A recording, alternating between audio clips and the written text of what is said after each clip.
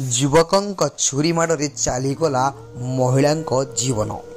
गतकाली राति सीआरआई थाना अंचल नेहुरपल्ली देवेंद्रनगर बस्ती एभली एक अभावनीय घटना देखा मिली।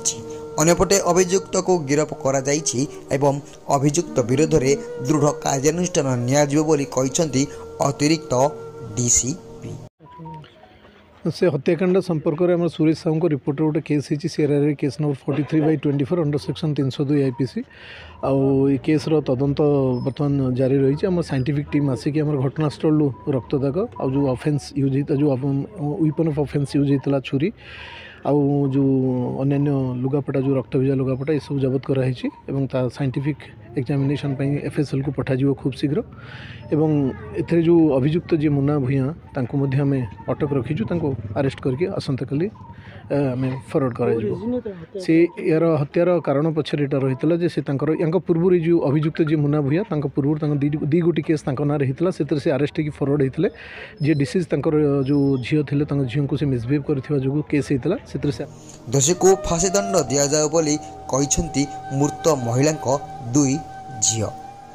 टिके भल कर देखु आज्ञा यही दुई झील को माँ माँ कही आखिरु लुह सुखुना चेताशून्य हो जाऊँगी बड़ झील हेले किए बा बुझेब से आउ जेते कांदिले भी तुम माँ आउ तुम मानक पाखक आ फेरिकी आसब ना।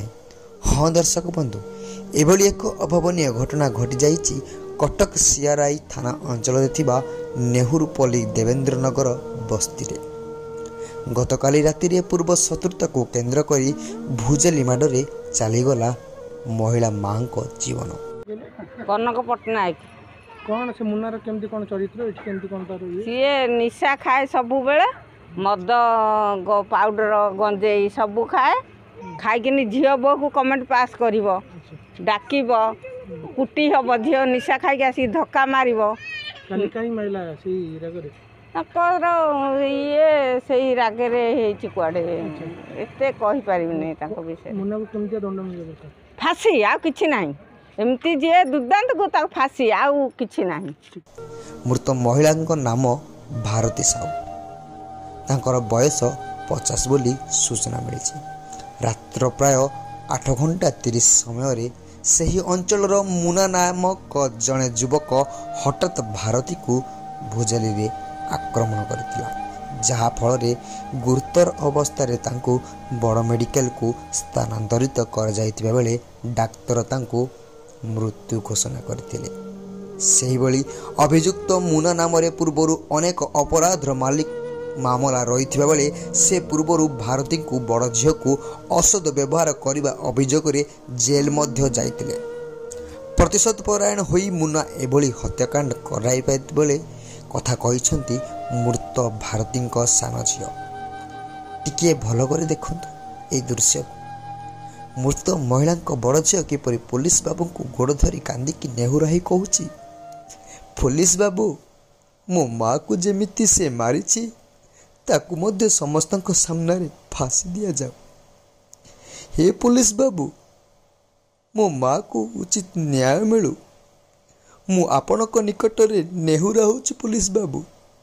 सेहीपरि अभियुक्त को फांसी दंड दि जाओ बोली दाबी करिसेंती स्थानीय बासिंदा। कौन है मो भाई बुझे खाली कौन है घटना तो आम नथिलु एठी आम थिलु बाजार रे खबर बाजू देखिलु जे एठी पड़छंती की मारथि ए मुंडा से कोठी के आम ए साइरे कौन पई से आगुरु को आगुरु आथिला सब। अच्छा आ सही पे तार आम आसला देखु जे बेंट एठी पड़छि सेठी पड़छि से। अच्छा कोथरे मारले छुरी रे केता बळे समय राति भी 7:30 बेदर हम मुन्ना को पुलिस अरेस्ट करछि पुलिस अरेस्ट करछि।